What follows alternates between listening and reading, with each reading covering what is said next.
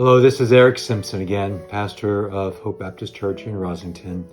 I shared with you some days ago now about that I've been diagnosed with advanced prostate cancer and that I wanted to do a bit of a video journey for the purpose of being able to help, hopefully, those who may struggle with the same thing or something similar and maybe not quite having a voice. Maybe just to validate some of the struggles that people or families of cancer patients may be experiencing themselves. So I wanted to thank you for all the wonderful comments from this last video. So many of you said incredibly nice things, and I want to thank you for that.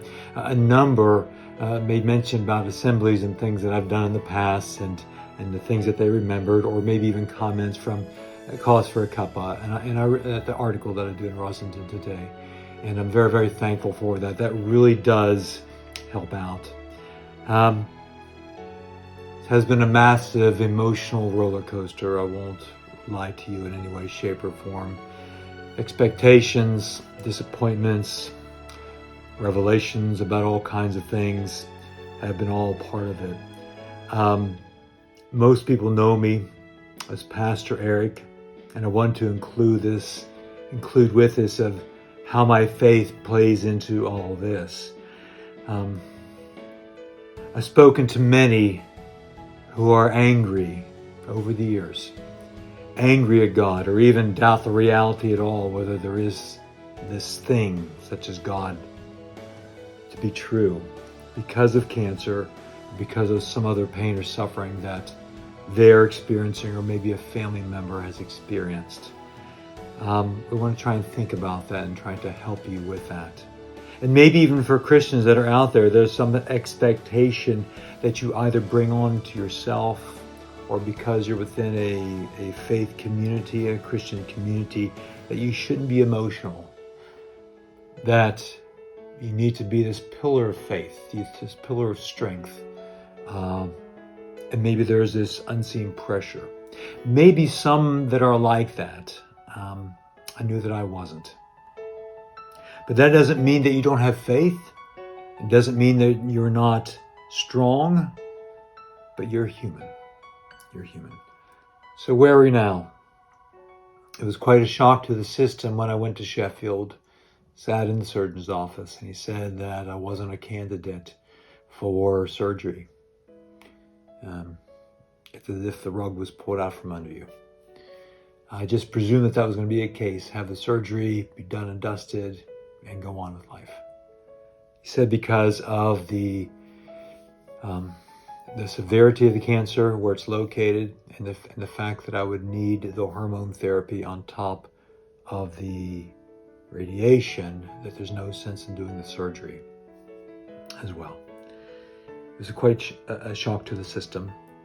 So the plan is for me to have hormone therapy to the point of taking hormone blockers so that I don't produce any testosterone, any male hormones, because the cancer feeds off the male hormones. So the idea is to starve the cancer, to certainly stop it from growing, and then hopefully it will shrink somewhat so the radiation can do a better job. So that's a 6-month process going through this hormone therapy. Then it'll be 4 weeks of the radiation. I would say the biggest challenge to all that was the shock of the different plan than what I'd presumed. And then it's thinking and looking and researching all the various side effects of what it could be, and in a very sort of maybe lighthearted way, it's talking about sort of the male version of menopause, but on a sort of increased scale. So I'm not sure how I will react with all the side effects. That certainly is going to be a challenge. Eric, how are you doing mentally with all this? I would say I'm doing better than I was a week ago.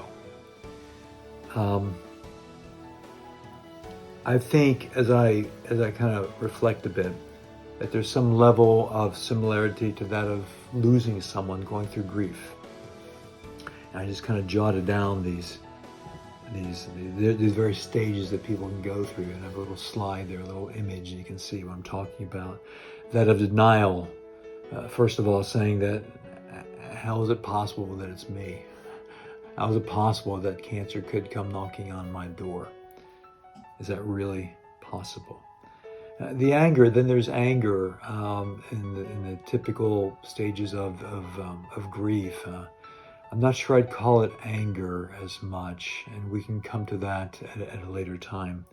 Then that of bargaining. As a Christian, God, I'll do so-and-so if you can make this go away. Did I go through that? Don't think so, but I could see that. I could see that. That of depression, sort of as the reality sinks in. I mentioned last time about all the things that I wanted to experience that I wasn't sure I was going to be able to get to experience. And then that of acceptance.